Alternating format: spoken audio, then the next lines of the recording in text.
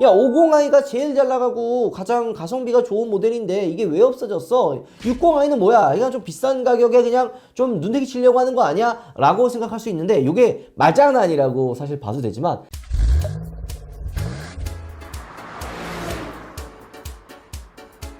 우하! 여러분 안녕하세요, 한서훈입니다. 여러분들, 자, 간밤에 엄청난 차량이 공개가 됐죠. 바로 BMW의 SUV를 대표하는 X 시리즈 X7이 페이스리프트가 공개가 됐습니다. 저는 이전에 이제 막 스파이샷이라고 돌아다녔을 때 솔직히 좀 안 믿었어요. 아니, BMW 하면은 엔젤I를 또 빼놓을 수 없고, 아니 저렇게 좀 파격적인 디자인에 대한 변화가 있을까? 이런 생각을 했거든요. 왜 그러냐면 독일 차는 뭔가 풀체인지급이 돼야 파격적인 변신을 하거든요. 하지만 X7 말고 또 하나 BMW에서 이제 풀체인지를 앞둔 모델이 뭐가 있죠? 바로 7 시리즈가 있습니다. 스파이샷이 비슷했어요. 뭐 X7이나 7 시리즈나 거의 비슷한 디자인을 가지고 있기 때문에 X7은 그냥 7 시리즈 느낌을 그냥 따라왔구나. 그냥 아니면은 7 시리즈가 이렇게 나오니까 X7도 그냥 비슷한 이미지를 입혀가지고 이렇게 나올 거다라고 예상만 했지 실제로는 좀 다르지 않을까? 이런 생각을 했거든요. 이전에 공개가 됐던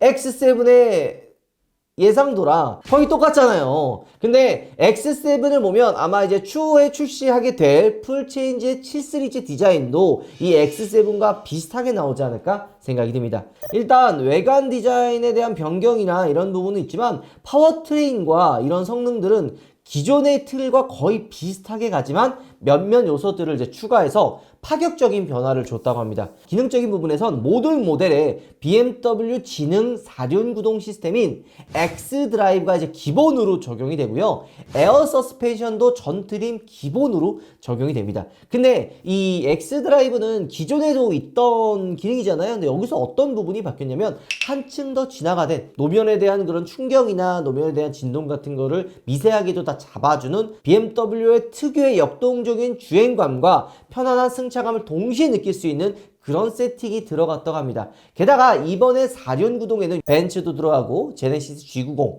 G80에도 들어갔던 후륜 조향 시스템이 이번 X7에서도 옵션 사항으로 선택으로 이제 출시가 된다고 합니다. 근데 이제 우리나라 같은 경우에는 아마 이제 어느 정도 다 선택이 돼서 들어올 거예요. 우리나라에서는 그냥 이제 트림으로 이렇게 해가지고 나오다 보니까 옵션에 대한 선택을 할 수가 없죠. 자, 그러면은 어떤 트림들이 나오는지 좀 비교를 해보면 원래 트림 엔진에 대한 스펙은 사실 크게 바뀌지가 않아요. 40i, 40d, 그 다음에 50i 요렇게 이제 있었는데 이게 좀 변화가 있습니다. 일단 40i와 40e는 기존과 동일하지만 50i가 없어졌어요. 야, 50i가 제일 잘 나가고 가장 가성비가 좋은 모델인데 이게 왜 없어졌어? 60i는 뭐야? 이거 좀 비싼 가격에 그냥 좀 눈대기 치려고 하는 거 아니야? 라고 생각할 수 있는데 이게 반은 맞고 반은 틀립니다. 50i의 이 자리를 60i가 대처를 했죠. 근데 60i라고 그러면 야, 이거 뭔가 6000cc에 엄청 엔진 스펙도 뭔가 상향이 되는 거 아니야? 라고 생각할 수 있는데 그냥 50i랑 60i랑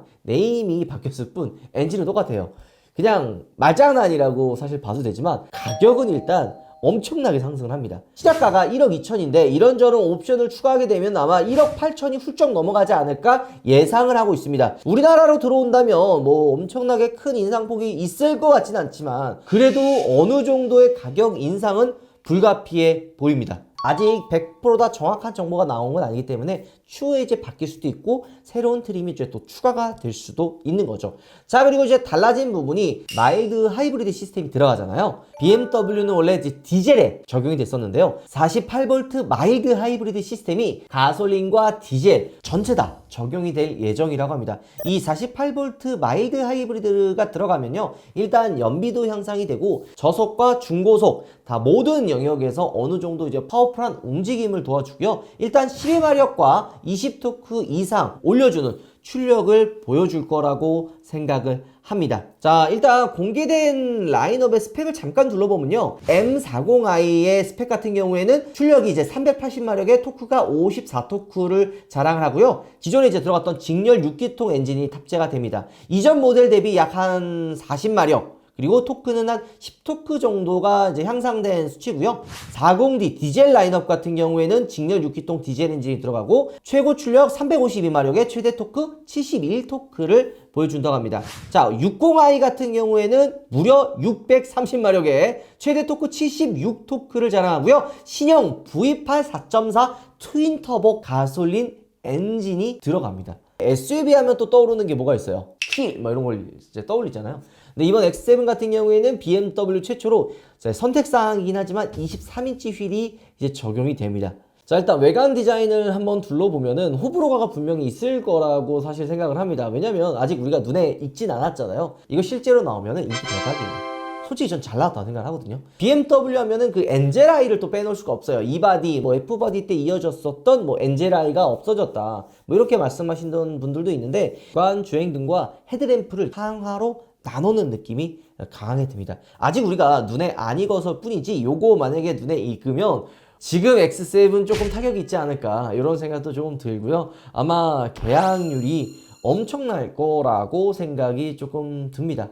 물론 이게 또 자세히 둘러보면은 이게 엄청나게 파격적인 변화가 아닐 수 있어요. 헤드램프의 디자인만 좀 파격적으로 들어갔지 그릴은 기존과 거의 비슷하잖아요. 근데 이제 이 부분도 좀 달라진 부분이 있습니다. X6에 이렇게 라이트 그릴에 이렇게 불빛이 이제 들어오잖아요. 그 느낌을 이제 X7에도 들어가는데, 요게 이제 우리나라 이제 리콜 대상이 들어가서 요 불빛이 이제 안 들어오게 바뀌었죠. 왜냐면 이게 인증을 차폭등으로 받았는데 실제로 차폭등은 아니잖아요. 그래가지고 인증이 취소돼서 지금 BMW가 다시 이제 인증을 좀 받고 있긴 한데, 아마 X7이 들어올 때쯤이면 해결되지 않을까라는 생각이 조금은 들긴 합니다. 밑에 범퍼의 디자인은 이건 약간 우리나라 모하비가 떠오르지 않냐? 주간주행 등은 코나, 밑에 범퍼는 모하비를 좀 약간 떠올리긴 하는데, 이게 어떻게 된 거예요? BMW를 좋아하는 사람으로서 이 위에는 현대자동차 코나고 밑에는 모하비인데 따라한 거 아니에요? 좋은 건 서로 나누는 걸로. 이전에 X7이나 뭐 X5, X6 같은 거 보면은 하나의 헤드램프로 이렇게 들어가잖아요. 거기에 이제 뭐 방향지시 등 주간주행 등 들어가 있었는데, 상하로 나누면서 오히려 좀 디테일적으로도 좀 더 깔끔한 느낌이 좀 드는 거죠. 이전에 X7 한다면 어떤 느낌 들었어요? 웅장하다, 약간 좀 강인하다, 이런 느낌이 좀 들었는데, 이번 페이스리프트된 X7을 보면은 그런 웅장한 느낌은 이전보다는 좀 줄어들었지만 훨씬 더 세련돼졌다라는 느낌이 좀 듭니다. X7은 오프로드를 타는 차량이 아니에요. 물론 오프로드 성능도 굉장히 훌륭하긴 하지만 온로드, 그러니까 가족들과 함께 타는 패밀리카의 느낌이 좀 강한 차란 말이에요. 그렇기 때문에 이런 세련된 느낌에 대한 변화는 오히려 기존 오너들이 좀 배합할 만한, 그리고 신규 오너분들이 좀 좋아할 만한 그런 매력 포인트가 아닐까 생각이 들기도 하죠. 테일램프 같은 경우는 안쪽 디테일이 좀 변화가 있어요. 깔끔해지고 이뻐졌다라는 느낌이 들죠. 그러니까 이 원래 테일램프에 바뀐 변화 정도만 생각을 했거든요. 이전에 5 시리즈도 ACI 모델 나오면서 그냥 헤드램프랑 테일램프 그냥 안에 있는 디테일 정도 바뀌었잖아. 그 정도 생각을 했는데, 이번 X7은 거의 그냥 전면부랑 실내가 완전히 바뀌었어요. 디테일도 굉장히 예뻐지고 키 디자인도 또 한 번 바뀌었습니다. 이거 키 디자인이 원래 잘 안 바뀌어요. 근데 BMW는 뭐 새로운 모델이 나올 때마다 키 디자인이 바뀌어요. 무엇보다 전 이제 많이 바뀐 부분이 실내예요. 이전부터 X7이나 X 시리즈 이야기하면, 뭐 BMW 전차종 이야기하면 항상 아쉽게 이야기했던 부분이 뭐예요? 실내가 사골 같다. 근데 이제 이번에 완전히 바뀌었어요. 자, 이 공개된 실내를 보면은 뭐 도어 트림이나 손잡이 이런 부분은 거의 똑같아요. 왜냐? X7의 그 실내 레이아웃이 굉장히 잘 되어 있어요. 손이 되게 잘 가게 되어 있고 위치가 되게 편하기 때문에 이런 부분은 바뀌지 않았고요. 크게 바뀐 부분은 이제 디스플레이, 커브드 디스플레이가 들어가고, 원래 이 중간에 기어 노브 부분, 요 부분이 지저분해 보였잖아요. 게다가 이제 그 디스플레이 밑에 공조기, 뭐 비상등 같은 그런 버튼들이 되게 이제 좀 지저분하게 되어 있었는데요. 이렇게 좀 지저분한 버튼들을 싹 다 정리를 해가지고 공조기 이런 조절하는 버튼 있죠. 그게 디스플레이로 다 들어가 있어요. 뭐 열선 핸들, 뭐 열선 시트, 뭐 이런 것들도 다 디스플레이 안에서 이제 적용을 해가지고 이제 작동을 하게 만들어놨고, 비상등이나 좀 이렇게 바로바로 사용해야 되는 것들 있잖아요. 이런 것들만 따로 간결하게 디자인을 해놨습니다. 송풍구에 대한 디자인 변화도 눈에 확 들어와요. 이게 그 송풍구가 커도 방향, 각도도 되게 중요하잖아요. 뭐 각도가 진짜 좀 자유롭지가 않다면 운전자나 동승자가 뭐가 좀 이렇게 시원하거나 뭐 따뜻하거나 이러진 않는데 이 X7은 거의 뭐 이렇게 위아래 좌우 그냥 내가 원하는 각도로 다 지금 오더만. 그리고 이쪽 대시보드 밑에 보면 공조기가 이렇게 쭉 이어지는 것처럼 되어 있잖아요. 공조기는 기존과 거의 그냥 동일한 위치에 있고 그 이어지는 느낌의 앰비언트 라이트가 들어갑니다. 뭐 소리라든지 이 모션으로 색깔이 좀 변하거나 아니면 벤츠 S클래스처럼 온도 조절을 했을 때 액티브 앰비언트처럼 색깔이 좀 바뀌지 않을까 이렇게 생각이 듭니다. 아마 BMW 사셨던 분들 대부분 공감하실 거예요. 앰비언트 화려하지 않잖아. 이번 X7은 화려해요. 실내는 실제로 많은 분들 보면 깜짝 놀라지 않을까라는 생각도 드는데 아쉬운 부분도 있어요. 바로 크리스탈 기어 방식이 원래는 이제 망치라고도 하죠. 이렇게 크리스탈 기어 이렇게 들어 있었는데 그 방식에서 iX에 들어가 있었던 그 레버 방식으로 좀 바뀝니다. 물론 이게 여러 가지 이유가 있어요. 이번 X7의 페이스리프트의 전 개인적인 실내 디자인에 대한 포인트를 보면은 깔끔하고 간결하다라는 느낌이 많이 들거든요. 근데 여기에 이제 기어가 크리스탈로 들어가게 되면 뭔가 시선을 좀 분산시키지 않을까라는 생각 때문에 이 레버를 조금 작게 바꾸고 iX처럼 좀 간결한 그런 이제 레버로 좀 디자인을 바꾸지 않았나라는 생각이 제 개인적으로 좀 들긴 합니다. 물론 이건 호불호가 있을 것 같은데 저는 이것도 나쁘지 않을 것 같다는 생각이 들어요. 왜냐면 이번 X7은 전면부도 파격적이지만 실내가 넘사벽이에요. 자, 그리고 이제 컵홀더는 냉온 컵홀더가 이제 기존에도 들어갔었죠. 근데 이제 아마 이거는 60i에만 적용할 것 같은데 냉온 컵홀더도 들어가고 기존에 그 무선 충전 패드가 들어가 있었던 위치랑 또 동일한 위치로 들어가게 됩니다.